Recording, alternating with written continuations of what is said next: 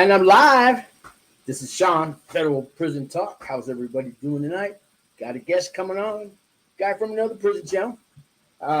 Good friend I've known now at least over a year, and his name is Rick. He's got Vegas prison stories going, but his channel's taking a whole new twist. He's getting there, man. And so he'll be on. Just send him the link, and I'm going to play you my little intro, and then we're going to be back, and we're going to talk about prison is a gift, man. It's a gift. I would gladly do it all over again. Yes. No if, but, or if this. No, I would do it all over again. In the meantime, here's a song I wrote in prison, and I made a little intro out of it. Sometimes I was thinking about my life, wondering where did I go wrong. Sometimes I start to wonder. And I'm back, and that, that song, and there's a long version of it. It's on my channel there somewhere. But that song, you heard the words. It's, sometimes I wonder, where did I go wrong? Where do I belong? My life. It's all about, I had the time to actually write a song like that in prison. To sit down and wrote a lot of songs in prison. And I even have come to think of it, all the songs I wrote in prison, they're all here, man. I've been out about 4 years now, and they're typed up, and they're just, I got them. I got all the songs I wrote, the notes, everything, and I have 2 of these books. And that's one of the things I did in prison. Got back into my music. I wrote songs and wrote words and wrote lyrics and sang them. I got the luxury, though, guys. I got to go to a minimum, a camp, a prison with no fences. Can you believe that? No fences. They just had signs that said out of bounds. And then, what does that mean, out of bounds? What does that mean, out of bounds? Well, go past the sign and see what happens. Our warden would sometimes pull us all together for what they do, raids and stuff, and they lay all this stuff out on the table that they found. And it was drugs and cigarettes and cell phones and what have you, things people order. And in a prison with no fence, could you imagine what gets inside? Anything you want to order, it's going to cost you, but it's there. So they lay it all out on the prison. They do these shakedowns and breakdowns, and everybody down on the floor for 2, 3, 4, 5 hours. You can't, it doesn't matter where you're at. You're out. If it's raining and snowing, you're on that ground outside. They remind you that you're in prison every couple weeks or so. And the rest of the time in between, you don't think you're in prison. And then you get reminded. But, I had a point. Forgot where I was going with that. But those times that they're not reminding you that you're in prison are the good times, man. I'm going to tell you the best baseball game I ever been to I'm from San Francisco. I live in the desert now, but it wasn't the A's games. It wasn't the Giants. It wasn't the Yankees. It wasn't, the World Series. It was the games I saw in prison. And I think I only played one game. I'm an old guy. But in the bandstands, man, that's where the action is. We're yelling, we're screaming, we're anything everything goes, okay? Well, you could say anything you want. We're having fun, man. And they've got a first base coach, a second base coach, a third base coach, an umpire. They've got the scoreboard. They've got everything you could possibly see in a professional game. We had in prison, man. And here he is. Here's the man himself. Well, the picture of the man himself. Is that a man? Oh, well. The man sitting in his bed. See, that's a luxury we can do, man. Yeah. That's BPS. There he is. That's a tease, man. Yeah. You watch this show. They might want to, they're going to have to go back and pause that thing, man. Hey, I got people in the room too, man. Let me see. We got Blues Clues. Been on pretrial for 2 years, a couple of months. Dude, I know what you're going to do, man. I'm going to tell you, man, this is the beginning of chapter 2 of your life. You're going to get to turn this all around. The worst time is just prison. It's just pretrial. I mean, how many times have your family, your friends are telling you, man, you've been out, 2 years? You're on probation now. They're not going to do nothing to you. They don't let you run around for 2 years, and then they're going to send you to prison? Come on, really? Yes, really. You know what I'm talking about, man. And it's the hell, man. But once you get sentenced, man, they could have gave me 50 years. I wouldn't have liked it, but I would have said, thank you. Now at least I know my future. Right now, you don't know your future, man. Oh, it sucks, man. Let me see. What do you, Rick? Were you on any kind of pretrial? No, I've had probation one time, and I ran. Pretrial is like double probation officer before you even are found guilty. Yeah, no, they've always held me.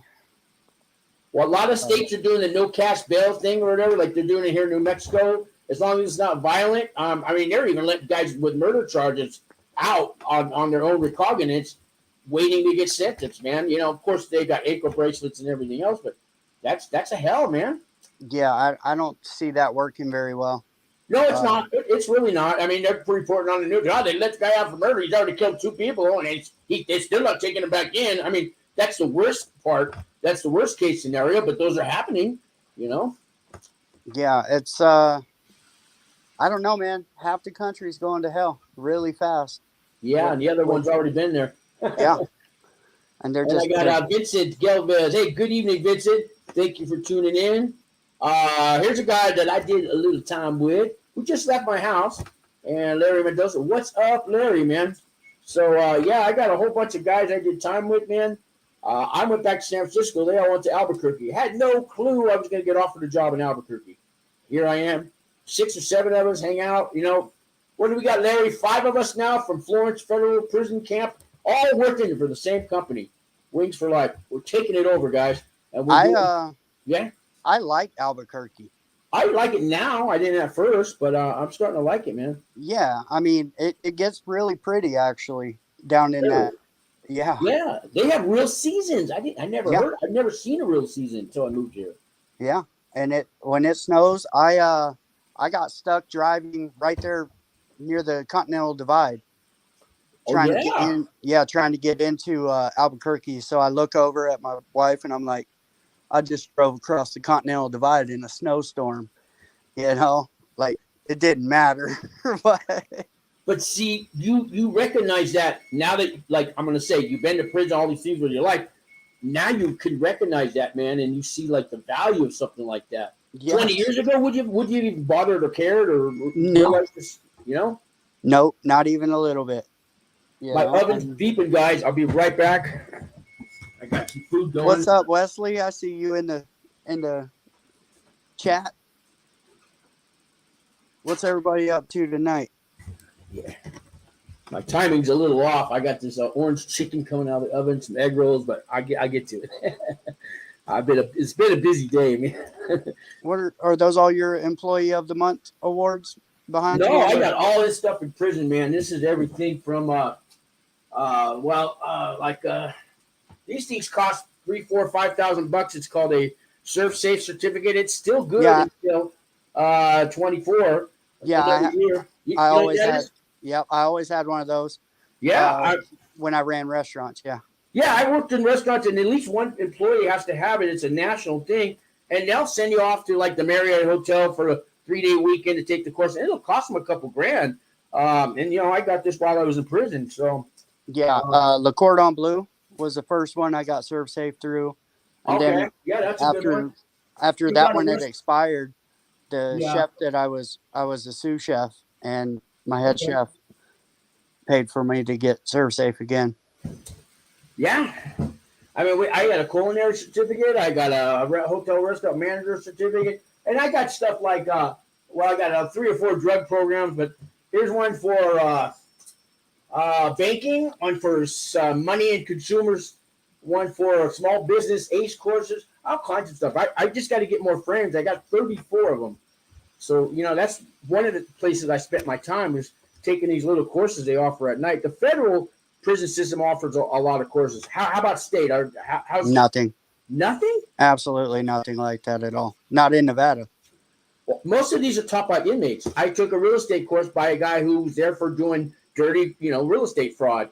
I was there for, doing false taxes for a whole bunch of, escorts, drug dealers, everything else, and they wanted me to teach a course on taxes. I said, no. Yeah. Matt says the same thing, that he was teaching a realtor's class in the Oh feds. yeah, Matt Cox. Yeah. I even learned how to make. I even learned how to make. The guy was a scientist guy. He lives here in Albuquerque too. He was working for a government research contract place. But he taught us how to make out of fertilizer, and there's a secret ingredient that you mix with it to make a bomb. And he taught us everything except the secret ingredient. And later on, he slipped me a piece of paper with that 10% ingredient. And I can't tell you guys what it is because YouTube wouldn't like that. Yeah, and you come out with a lot of recipes for illicit medicines and things like that. Everybody has their own little way of making the same thing, and everybody swears to God they're the greatest chef of all time. Oh, I know, Chef Boyardee and Betty Crocker and all this. Mm-hmm. Yeah. So there was half a dozen chiropractors there, all for illegal practicing.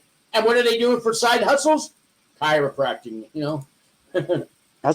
I would have loved to have had somebody like that. Yeah. Oh no, they did. They were making good money doing that. Everybody's got something going on. It seemed like. The feds are way better than the state by far, but you can't have a TV in your house. No, you can't have your own TV. And you know what? They'll sneak cell phones in and everything else, other than watching it on your cell phone. They don't sneak TVs in. Well, I mean, because they do shakedowns all the time. Where are you going to hide it? But yeah, that's one thing. It's a TV room. When I got there, they do like even the low securities where they segregate the TV rooms. We had 14 chairs for the white room, and I was told it's a 2-year waiting list to get on the waiting list to get a chair. Jeez. And I asked about it. He said, well, bring me your paperwork and I'll put you on the waiting list for the waiting list. There you go. Yeah. I got a chair my last year there. My last 8 months there, I got a chair though. Jeez. People go home early in the camps. They most of them are doing 2 to 5 years. Yeah. I don't know. I'm on security threat group, so I don't think being STG'd. I don't know. I'm sure that there was STGs that were on the lows. I want to say hi. I'm sorry. Depending on their crime. Yeah. I want to say hi to this lady, Sean Hunt. Now, guys, girls, you need some help in the federal system. This lady is the one who will. She's got all the connections. Grand Prairie, Texas. She can call them up. This lady here, she's helped a few people I know. I've referred Sean. I need to call you. We got to get in touch again. But check her out on Facebook. She's all over Facebook, guys. I don't know if you got a YouTube channel yet, Sean, but maybe you should get it. Now, here's a woman named Sean. You think I'd be? No. She's a great lady, guys. And Wesley is Rick with the thumbs. So, Rick, we were talking about a UFO that landed in Vegas. Remember, you were telling me about that? You want to tell you guys that story? Just recently, yesterday or something? Yeah, Wesley's the one who sent me the. Oh yeah. I can't. We lost your volume. I can't really hear you. Wesley's the one who sent me the news clip. What I found amazing was you said even the police are coming forward and talking about it, and tell everybody. So I don't know. Somebody called and said that something had fallen out of the sky and that there were 2 creatures in their backyard. And when the 911, they're like, okay, what do the suspects look like? And he's like, no, these are not human. He says they're like 10 feet tall. I don't know how to explain it. And at the same time, a cop had seen something fall out of the sky from his cruiser and called it in. A cop called it in, and the media reported what a cop called in on something like that, because that's something new that they don't do in the media. Right. And so that another cop came like an hour later to take their statement. And he says, the only reason I came out here is because one of my fellow cops called in that he had saw something fall from the sky. So are there 2 10-foot aliens running around Vegas right now? Was there a basketball game there recently? Space Jam. I got you. We got a place called the War Zone here, and I could show you Fear the Walking Dead any time of the day, but they're not 10 feet tall. They might think they are, but they're not. Yeah. We got a big I've problem heard. with the blues. Have you heard of the blues, the fentanyl, all that stuff? Oh yeah, it's everywhere. It's actually it's a terrible thing because people are ODing, but it's a good thing for people like us.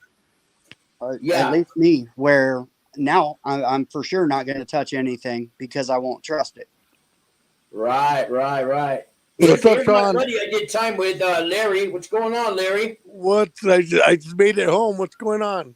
Well, you just made it from Albuquerque to Santa Fe, man, in about an hour? I just did, man. It was a long-ass drive. Hey, Larry, have you heard about they're calling them the banditos, but they're actually called the bandits, right? No, they're the banditos. The Oh, they are the banditos, okay. Yeah. What about them? I just Rick kind of has a kind of tie with them. You feel like talking about it, Rick, or should we not go there? I mean, you are in New Mexico. We can sit here and talk about that. I don't know, man. They ran up on 6 or 7 dudes from a club called the Water Dogs. Oh, and, up in Red River? Yeah. Over a wedding picture, I heard. Yeah, so what happened is the president for the Water Dogs, who had been blessed in by the Banditos, he has friends. He has friends that he grew up with. One of them is in the Disciples, and his friend's brother is a Mongol. And at his wedding, they're not wearing colors or any of that, but they took a picture together. Then the Banditos started stressing the Water Dogs about why they're taking pictures with the Mongols. And I don't know, they jumped Shady once, and then Shady caught up one-on-one at the Harley dealership, and the guy didn't want no funk, from what I'm hearing. And then they ran into Shady at Red River, and a fight broke out. And the Water Dogs ended up starting to blast on the Banditos. And then the Banditos chased his ambulance down, trying to run it off the road and shooting at it. That's crazy, man. That's crazy. They never even talked about you're not hearing on the news, Larry. Yeah, it's crazy. And I haven't seen any news reports about the ambulance. It's all kind of faded out now. For a night or two, it was headlines here, but it's kind of... Oh, it's under investigation still. They're still going through the motions, though. Yeah. So yeah. And they're not going to put that out there until it's all hits the mainstream, and then they'll give the report. But yeah, it's just sad. And I mean, 3 people died because of that whole incident. Yeah. And this is going to be a federal case. Yeah, the feds are going to pick it up. Because all the ATF was up there investigating. That's right. Mm-hmm. So there you go. That's going to definitely give some federal. I mean, the state time, they basically just slap hands on state time. It's federal time. Do they throw the book at you? Well, the Water Dogs are claiming 1 second, I'm grab my dinner. And they have a good, solid base for a self-defense. Although New Mexico, you guys don't have stand your ground laws, which is bullshit.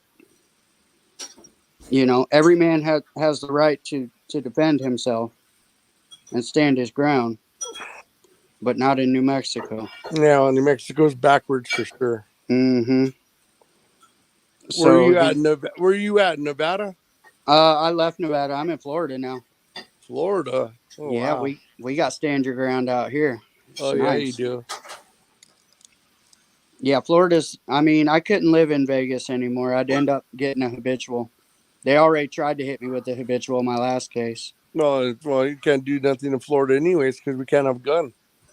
Yeah. But the cops don't know me out here like they do in Nevada. No, that's good. At least that's real good. Yeah, I'm just a normal guy out here, which is fun. Yeah, I know. That's what I'm trying to tell Sean. I'm trying to move to Albuquerque. I hate Santa Fe because Santa Fe, my case was very popular up here. Oh, is it? I didn't know you hated Santa Fe. I hate it. It's my hometown. I hate this town. Wow.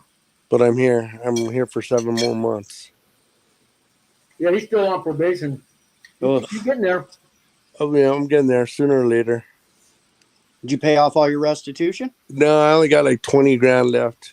Oh, yeah, you're not going to be paying that off before you're No, off. so yeah, but I can't wait till I get off of probation because then that goes back down to 150 because they're jacking me at $500 a month now. Mm. But it is what it is. So at least I'll have little to pay.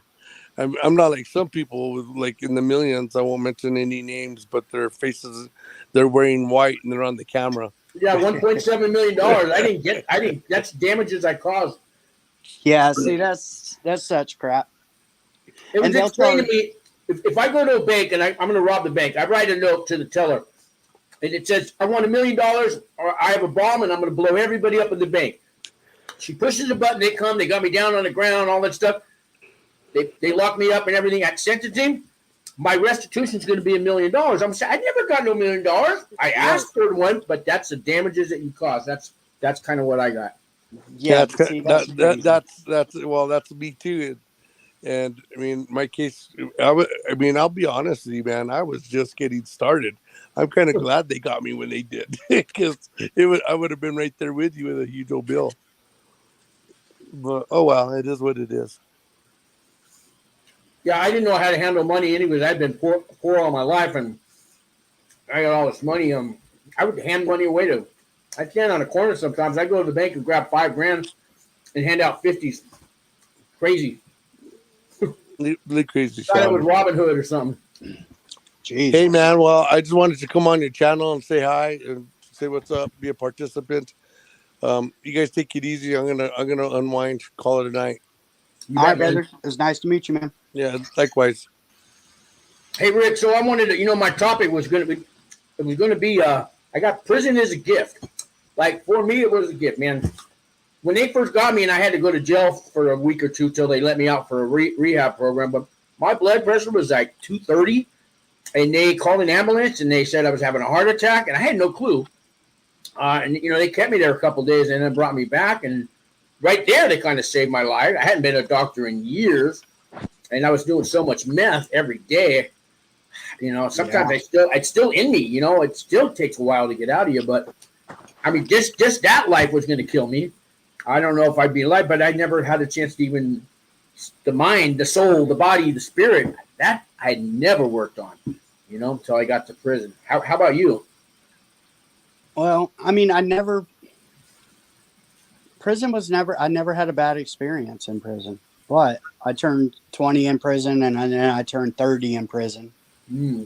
So I told myself, hey man, you need to clean it up right now or else you're going to be 40, 50, 60 in prison, See, those birthdays you spent in prison were probably, right? Look at it like those are gifts too. Those are miracles. You would have been partying your ass off in Vegas on your 30th birthday. Yep. Instead, you were taking a look at your life. Yeah. Yeah, it's my last parole was the only parole or probation that I've ever finished in my life. Wow. And, I said, all right, this is it. I'm walking away from it, and it was fine. Like none of my friends turned on me or any of that craziness. Okay. I still talk to all of the people that I hung out with, just not nearly as much. And I'm not out there doing what they do. Right. Well, for someone like Blues Clues here, he's been on pretrial a little over 2 years. I don't think he's been sentenced yet. He would have said so. He doesn't even know what he's looking at, but I know he's scared. We watch movies, we see Shawshank Redemption, we see, the bathroom scenes, the showers, we see the movies where they're just, shaking people in the middle of the day for, looking at them wrong. And unless you're going to these hardcore penitentiaries, and I know Blues Clues isn't because he's out on pretrial, but maybe you could tell somebody that your first few days in there, what was that like for you? So, I mean, I don't know what your guys' reception's like in the feds. So, in the state, you have to sit in the fish tank. But the day you get out of the fish tank, I was in there for like 6 weeks. They take us to level 4 because I'm security threat. And you go in. It's 23-hour lockdown anyway. So that. You were level 4, huh? Oh yeah. That's the highest in the feds, right? I mean, in the state, right? In Nevada, yeah. Yeah, we were 23-1. They would let us out for 1 hour a day room every 2 or 3 days. They would also give us an hour on the yard. But if your yard and day room fell together, you were ass out of luck. And we would walk to and from chow in the morning and at night, unless we were on lockdown. But where do you sit at your first day there? You're waiting in line to chow. Do you know where to sit? Have you talked to anybody yet? Well, yeah. I mean, immediately when you come in, you're going to get hit up by your people. You know, if you're white, the woods are going to come over. They're going to introduce themselves. They're probably going to ask you for your paperwork. Yeah. You know, I don't know in the feds. I think they're trying to crack down on people carrying their paperwork around with them or whatever. But yeah, they'll never stop that in the penitentiary, but some of the lower levels, yeah. Right. But in the state, I mean, I took, because I was on the run for 2 years before they caught me this last time, and I went to prison. Wow. And so obviously I get caught over at my cousin's house. I don't have that paperwork on me. So I took my PSI from my lawyer. I said, hey, you got a copy of my PSI? He said, yeah. I said, it's mine. Give it here. So you guys have a PSI too in the States. I didn't know that. And that way I would hit the yard with my PSI and not have to worry or wait for the lawyer or family or somebody to get that into you. You'll have a certain amount of time to get that in, depending on the car. What if you have nobody that's writing you, no family, you're all alone, nobody to call, ask about getting your paperwork? What do you do? You hit up the caseworker and get a hold of your lawyer. Okay. That would be the best thing that I could tell you to do. Who is it that's going away? Lawrence? No, Lawrence. Well, this guy Blues Clues, but like I got a guy coming on Friday. He's going to do 18 months. He just got sentenced a few days ago. He still doesn't know where he's going to go. But I was able to do a classification evaluation with him. I have all the paperwork and questions from the BOP website. And so he need 11 points or less to go to a camp. He's got 5 points. Oh, he gets a 3-point reduction because he's going to self-surrender. So he would have had 8 points. But there's plenty of space. But his age has a lot to do with it. If you're 25 or younger, you get 8 points out the gate. Yeah. And you need 11 or less to go to a camp. You need 16 or less to go to a low. But 17 and more, you're going to the big leagues, man. Yeah. I don't even know. I might have got through a medium, but penitentiary, man. Man, I don't know if I could have done it, man. I mean, the human body, we do adapt. But, man, I would not be the guy sitting here in front of you. I'll tell you that. Yeah, it's easy. The first time I had ever done real time, I had one of the old timers tell me, you know, just be yourself. People will always accept you for who you are. If you're an asshole, they'll accept you for being an asshole. They might not accept you being an asshole to them, but you know, if you're funny, you know, don't overdo it, but you know, just be yourself. And that's what I've always prescribed to, and that's what I've always done. And I've never had any issues. I've never been put in the hat by my own people. I've never had them have to have talks about me. None of that. I mind my own business. When something needs to be done, I do it. And I don't talk about it ever again. And the big thing is mind your own business. Right. People walk by your cell, your tank, your cubicle, whatever it is, guys. Do not look in there. Just keep going. That's their house. You're peeping Tom if you do that. And peeping Toms don't last long in prison. No. If they catch you shower sharking, and don't be looking towards the showers ever. There's nothing over there for you except for an ass beating. Yeah, a lot happens in those bathrooms. That's where people that don't pay their drug debts and gambling debts and in the feds, the bathrooms are closed temporarily, guys. You need to go find another one. Yep. But a fed low, I mean, any low is going to be super easy time to do. There are idiots that act like they were tough, like they belonged on in a penitentiary, but somehow everybody made a mistake and No, you were being a good boy, and you worked your way down, and you haven't been in any trouble, and you're trying to act like a tough guy because you got all your tattoos, and get out of here. You programmed and got Yeah, yourself down there. and yeah, I know. And you were the race car driver. Right, right. And the tough guys don't go in there acting like you got to fight the first dude or throwing punches at, I'm going to hit the biggest guy. Don't do that. You're going to get smashed out. And now the biggest dude's going to be really pissed at you the entire time you guys are there together.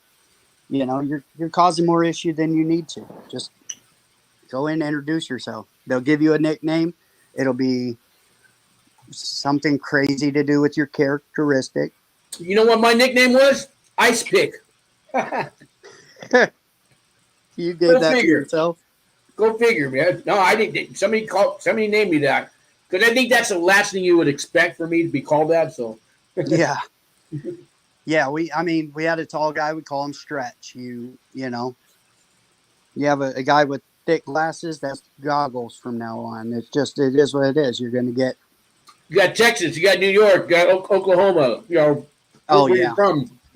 Yeah, there's 40 million cowboys. You'll meet at least 3 cowboys. Country, and Chewy, a lot of Chewies. But stay out of other races' business 100%. And even stay out of your own too. Yeah, and don't put your hand up unless you're willing to put in work.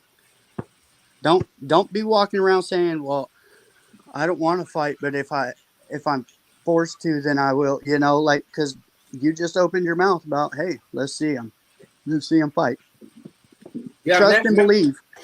Nobody's coming up to through a medium, and he never got in a fight. At least I don't think he did. At least it says that. Yeah, every fight I have ever been in prison, or every stabbing, that was all on me. That was me over my own bullshit, doing my own thing. I've never once been thrown into a fight like somebody tell you, "Hey, you need to go," and both of you, no, you're a torpedo. You put yourself on torpedo status if that's what you're doing. You're a crash dummy, and you've raised your hand and said, "I had a crash dummy come in one time, and come straight up to me. He says, 'Hey, next thing needs to be done. I'm the guy to do it.'" I said, "Well, welcome." And the next thing needed to be done, he had put himself out there, so he had to go take care of it. But nobody's going to put a knife in your hand and tell you that you got to go put in work. Unless you're Wes Watson. Yeah, unless it's your beef. We did have a lot of that in the camp. Our camp's even lower than a low. No offense, but you're reminded you're in prison a lot, and they have that alarm goes off. What do you call it? Everybody down on the ground. What's that called? Yeah. That's the alarm. It's the panic. Some yeah. Oh yeah. The panic, but sometimes it's a nurse because you wouldn't hold your arm still while she's trying to give you a shot of insulin or something, and you're shaking. She hits a button. They all come running. Everybody down on the ground. Yeah, they lay the yard down over everything. Yeah. So that'll remind you, especially in the camp, they tend to do that a lot. And then if they find all this contraband, then we're on lockdown sometimes too on a camp, and we're the ones who have to go across the street to the medium and the penitentiary where they're on lockdown, which is every other Tuesday. We got to go empty their trash, make their food, mop their floors, clean their bathrooms because they're on lockdown. And yeah. So if you're going to a camp, it's good and bad. You are a slave worker for 12 cents an hour. Most camps are next to a bigger prison, and you're the hired help that doesn't get paid much. And so you don't want to work, you're going to the shoe, and you won't be back to the camp. Bye. So in high desert level 4, yeah, between like 2007 and 2013, there was a 6-year run, and the news reported on it that every 3 days shots were fired by the officers on high desert's compound. Wow. And like that's just so normal. They were so trigger happy that the feds had to step in and take all the live rounds. So they're only allowed to shoot blocks or bean bags now, because I took a ricochet to the back of the head. I've heard of a guy losing an eye off of a ricochet. I know of a guy who lost his leg to a shotgun. It's nuts. Wow. It's absolutely nuts. They're the ones you need to be terrified of. Don't talk to the cops. That's a huge thing. They are not your fucking friend. Speaking of my friends, I gotta say hello to Denise. Yes, I am live, Denise. I haven't seen Denise since I left. God, I at the halfway house. I've known Denise, I don't know, 15 years. And here's one of the people that I'm still my friend today. When I got out of prison, and I talked to her when I was at the halfway house. Denise, I'm glad you're still alive. I hope you're doing well. You told me you were moving to Arizona. I don't know where you're at now, but yeah, Denise, I got this. I think I started this channel when I met you, or I was talking about starting one. So yeah, but I'm still here, Denise. Thank you. This is one of the people that you get out of prison that I would still let in my life. Yeah. She's always just been a friend, guys. Not an ex-girlfriend, nothing like that. Yeah. Yeah, no, I totally understand what you mean. I have quite a few friends that, I talked to the same guy that I robbed a train with. Wow. Because we're both done with it. We're over being what we were. So. Yeah, this is true. I don't know. Like I said, I don't think I'd be alive if I didn't go to prison. For one, the drugs were going to kill me, but the lifestyle. I've been in a couple suicide wards. This is way before I went to prison. I was out there, guys. Now I get out of prison. I get calls from people. I got a call. I've been talking to a police officer who's been indicted, wants my help. How everybody's wearing cameras now. So they kind of got him on. He, put his hands on a guy or get me, but he's calling me, and I used to hate police, right? But yeah. When he calls me and he wants advice from me, I stop. I go, so a police officer's calling a felon to ask for advice. We started laughing, man. I mean, that's a change. That's a game changer right there, man. And so I've talked to him, a few times, and whatever I can, do for him. There are good cops, there are bad cops. I used to think there's no such thing as a good cop, because if they were good, they would turn into bad cops. So therefore, they're all bad. But that's when I was living a life of crime.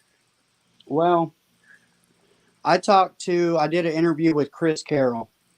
Who's that? I don't know who that is. That's the cop that held Tupac after he got shot. He was the first cop to get to Tupac.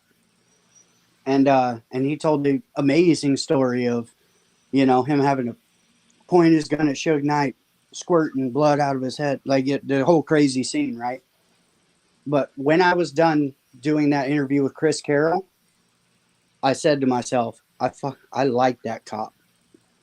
I'll talk to this cop again about other stuff, because he's not a cop anymore, but there wasn't any type of you're an ex-felon, I'm a cop type of disrespect or any of that. It was just a man telling his story. It was a very, very good time. See, I think you become a man when you can look at a police officer just another man with a job. I mean, like you did. That's growth. That's wisdom. That's something that, for me, doing the time in prison and getting to know myself, I can do that today. Without judging a man for his job. You're gonna judge a man for the career that he picked? Well, I will say this also.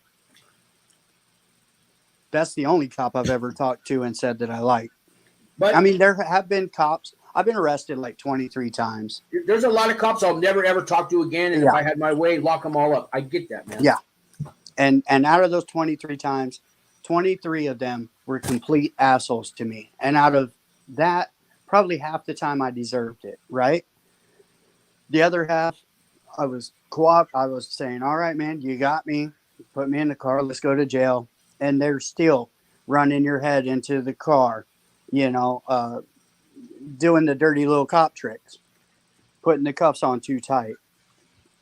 It's like, Yeah, I why had you being that happen in Hayward, California, Denise. You know, they don't like white people in Hayward that are, yeah, boy, they'll beat the hell out of you. And you take the beating because you know you're not going to go to jail. Because they're not going to take you downtown looking like that. You'll say something. So you take the beating. It's better than getting Yeah. charged.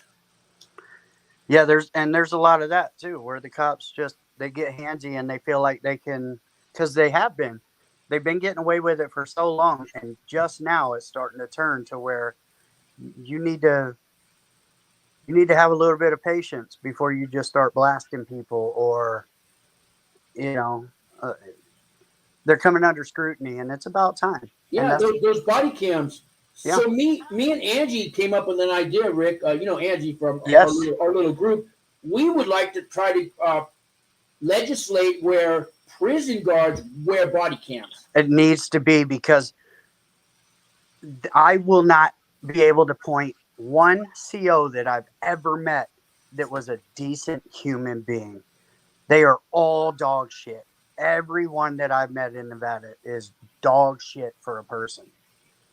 And they would not be doing the things that they did if there was accountability, if they had a camera on. They can't turn off ever. The batteries can't run out on them. They can't. If they cover it up, then they're fired or put on leave until they learn how to let that camera run. That you got to cover that part of it too. I've never been mistreated by anybody worse than I have COs, and only for the reason that they could, But I mean, I've really thought in my head, today's the day. I'm gonna take this fool out. I'm about to get, a life sentence right now. And that's a line I hope I never have to cross, because if you did that, Rick, you can't come back after you cross that line, man. Oh yeah, no. Once you cross that line, you're doing it with the understanding that that's the rest of your life. This is the rest of your life. But is your life worth taking it?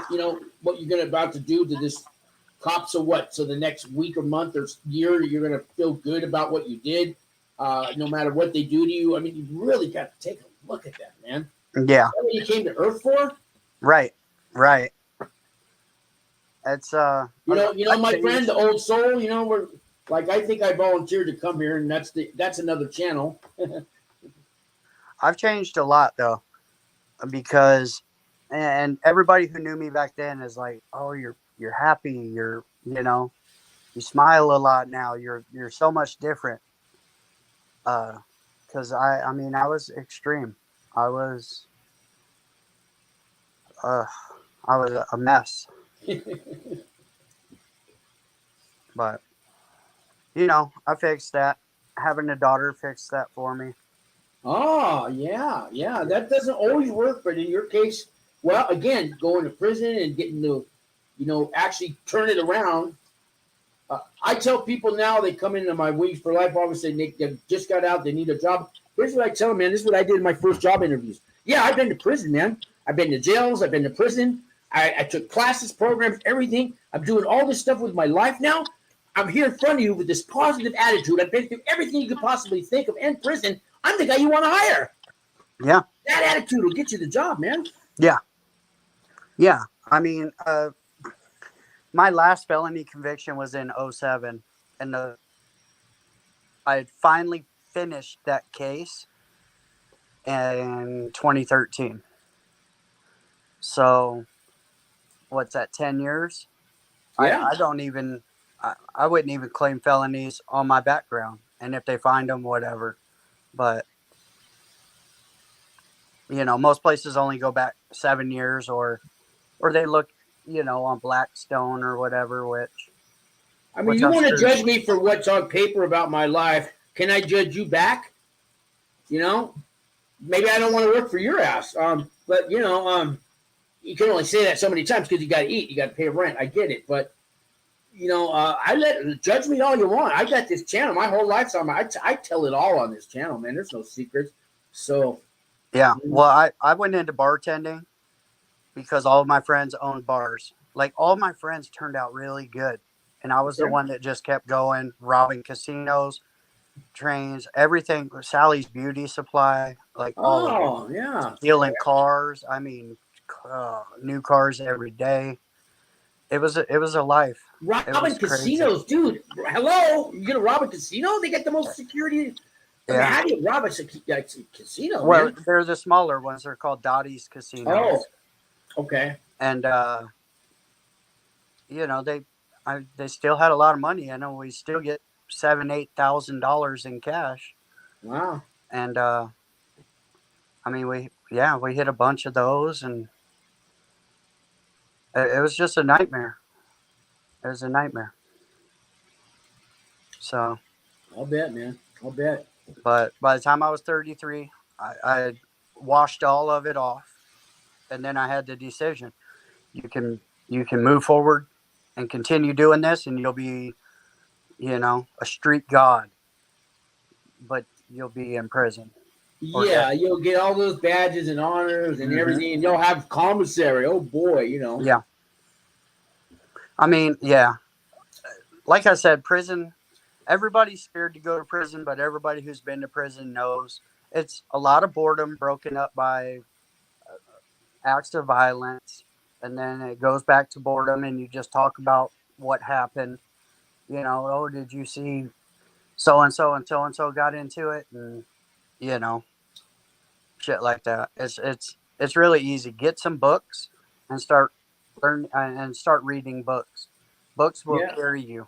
They'll carry you. Knowledge. Yeah. Look, I took every religious service they offered: Buddhism, Wiccan, Mormon, Lutheran, Catholic, Muslim services. Which I got my friend Salty coming on Friday, guys. He's a Muslim.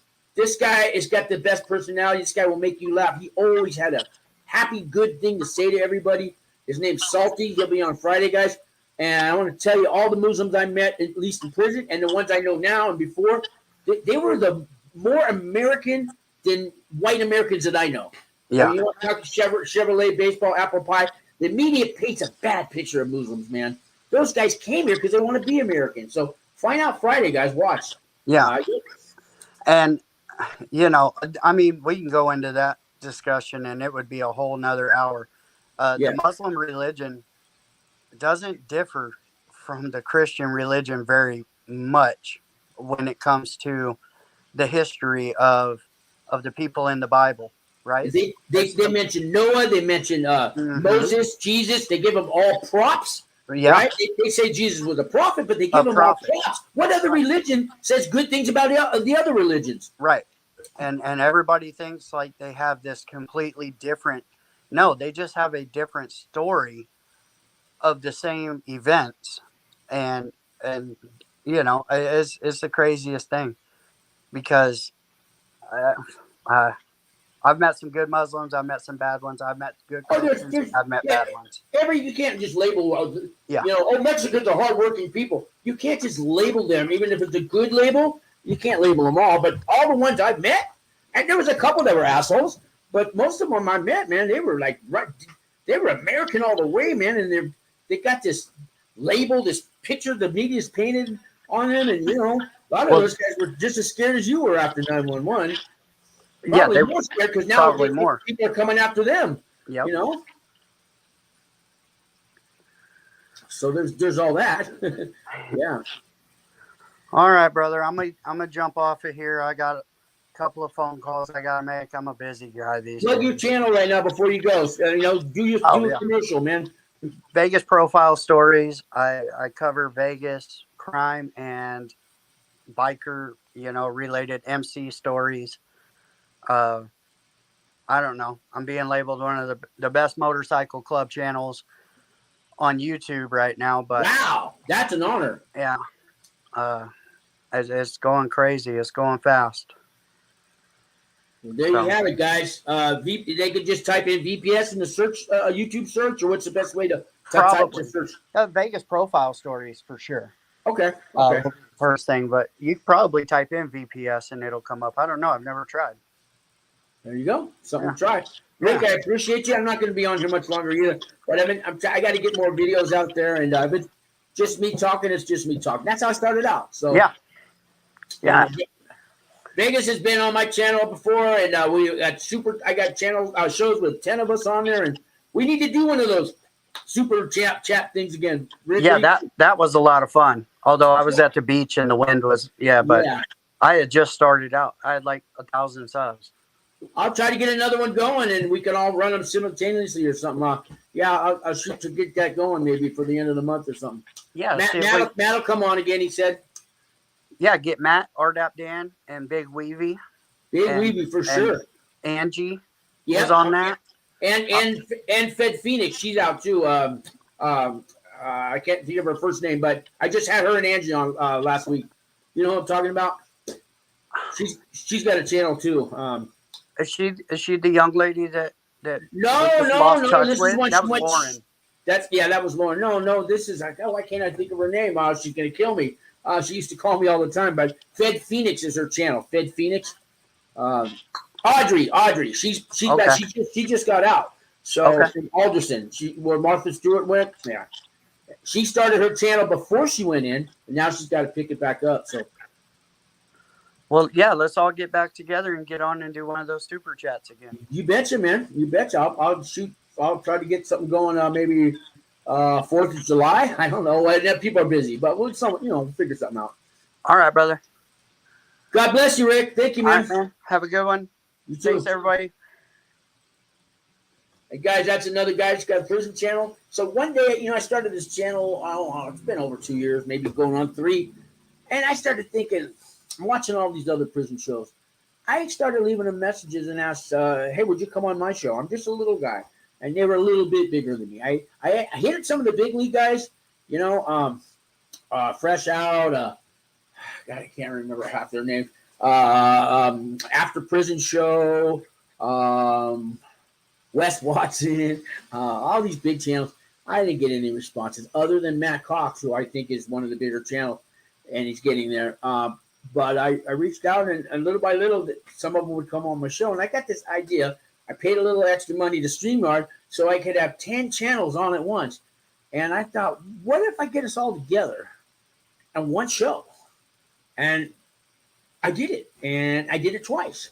And it's been over a year now. I think it's been over a year, close to it. So I got 10 prison channels. Now they're all copying me. 6 or 7 or 8 of them go on. They took my idea. No, I'm sure it wasn't my idea, but I think I am the first one to put prison genre YouTube channel all together in one show.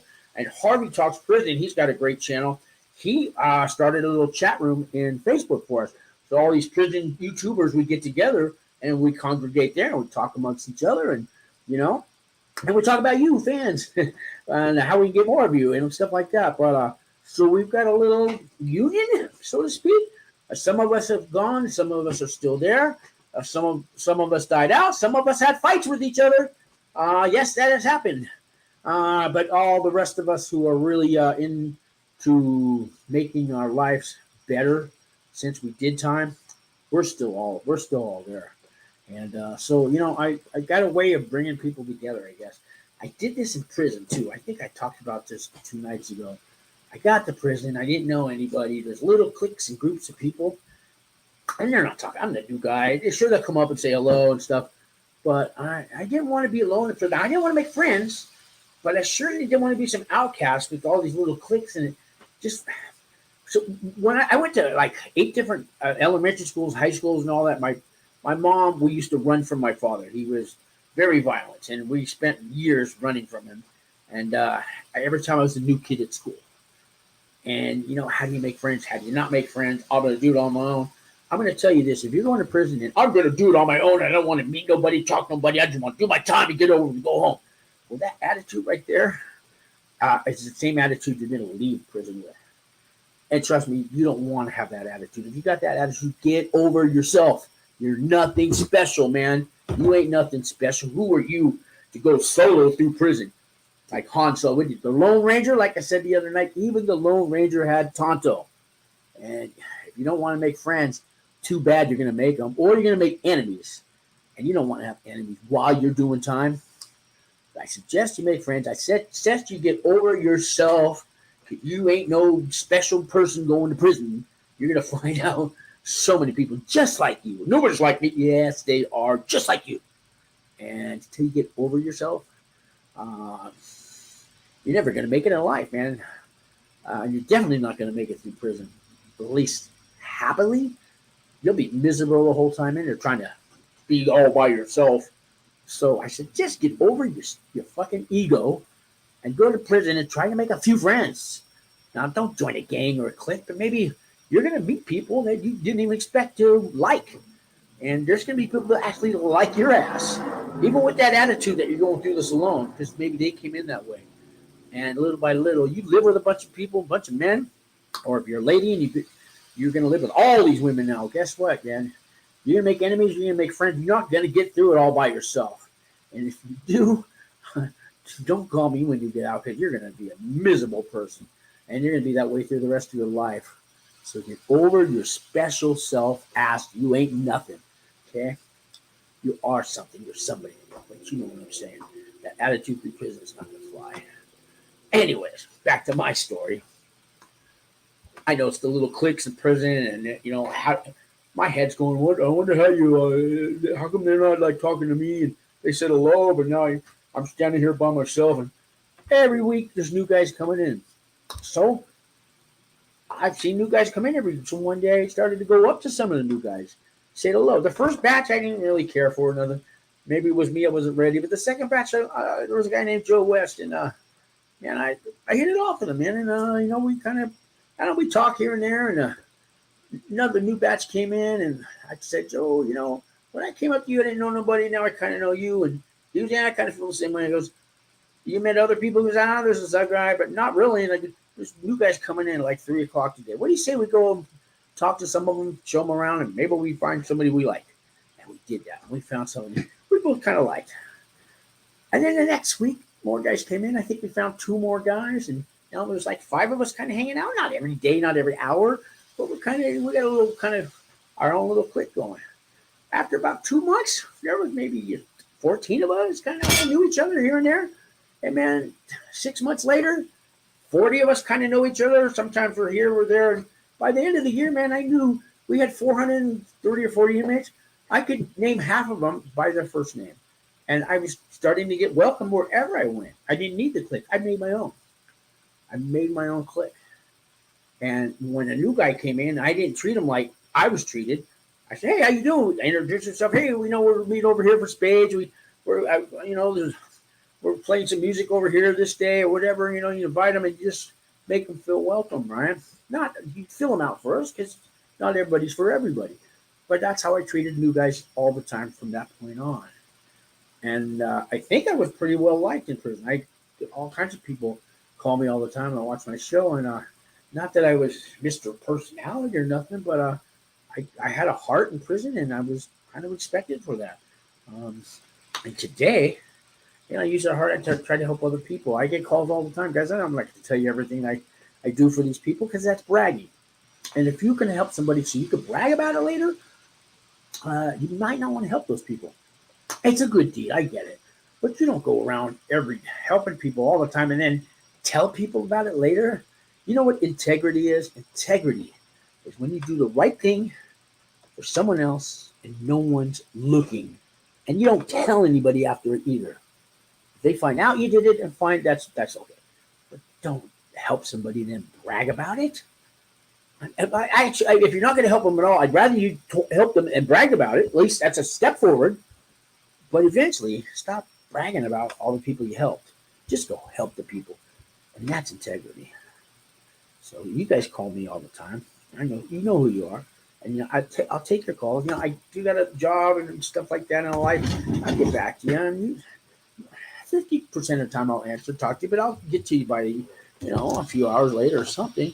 So call me, guys. Anything you want to talk about, man, because I know what you're going through. And if you're never going to go to prison, and you don't, if you're watching my channel, just call me anyways, okay? Let's talk, because, I want my world that much bigger. And because of you, it is. So I'm going to go over now. Tomorrow's Thursday. So I don't know about tomorrow, but I got 2 back-to-back live videos Friday at 2 o'clock and 4 o'clock Mountain Time. I got Tavares, the band from the Saturday Night Fever movie. There was More Than a Woman. There was a band called Tavares who wrote and sang that song. Now, some people think it was the Bee Gees, but there was both. They both did it because he told me his name was Tavares, and I mentioned that band. He said, "I'm named after that band." And he's going to prison, guys. He got 18 months. He doesn't know where he's going yet, and he doesn't know when. Because now, when you get sentenced, when I got sentenced, they told me 60 days, but not where. He now he knows he's going to camp. He's got 5 points. I evaluated him. I want to hear his story tomorrow. Okay, it's for drug charges. And 2 hours after that, my buddy Salty, my Muslim friend, and I hate to say my Muslim friend, but I'm saying it because maybe we need to teach you people out there how American and good most Muslims that I've met are. Okay, the ones I've met, and I've met probably 100. Okay, I'm going to say 84 of them were great people, more American than I am. Some of them. Anyway, Salty's a great guy, man. You got his story's gonna blow your mind. Who you hear his story? How, man. Salty, I love that man, and I always will. He'll be at Friday at 4:00 Mountain Time. So I will see you guys then. Thanks for watching. Subscribe, like, all that stuff. Share the video, and see you next time. Thanks.